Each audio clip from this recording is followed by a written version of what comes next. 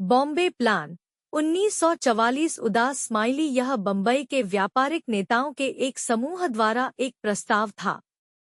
यह भारतीय अर्थव्यवस्था के बाद की स्वतंत्रता के विकास के लिए था। मार्च 1944 के अंत में federation of Indian chambers of commerce ने अपनी वार्षिक बैठक में बॉम्बे प्लान का समर्थन किया। यह 1944 में और 1945 में प्रकाशित हुआ था। संबंधित व्यक्ति Shri J.R.D. Tata, Shri G.D. Birla, P Thakurdas, Kasturbhai Lalbhai, Shri A.D. Shroff, doctor John Mathai.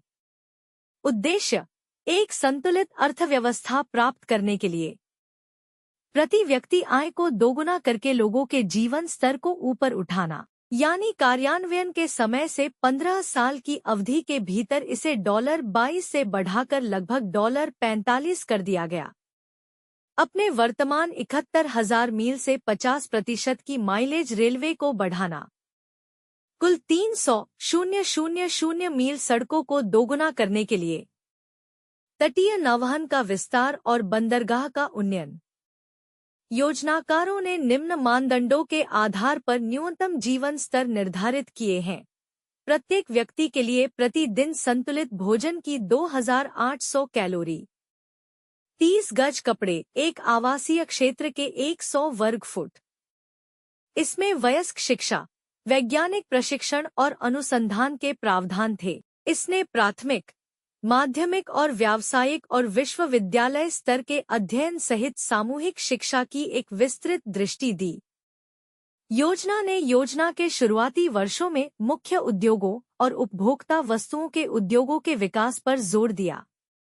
इसमें उन मुख्य उद्योगों की सूची शामिल थी जिन्हें स्थापित किया जाना था और अन्य जैसे इंजीनियरिंग, रसायन, आयुध, खनन और धातु विज्ञान, परिवहन।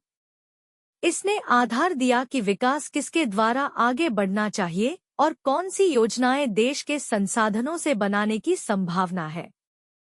योजना ने बताया कि लोगों की न्यूनतम जरूरतों के लिए कम से कम $25 की वार्षिक आय की आवश्यकता होती है। उन्होंने लोगों की न्यूनतम जरूरतों को रेखांकित किया।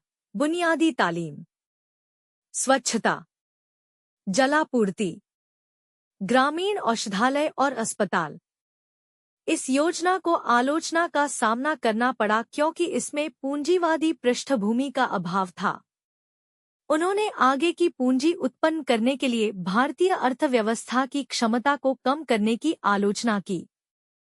अधिकांश अर्थशास्त्रियों ने तकनीकी कारणों से इस योजना की आलोचना की क्योंकि इसने इस तथ्य पर विचार नहीं किया था कि पूंजी बनाने से मुद्रास्फीति पर प्रभाव पड़ता है।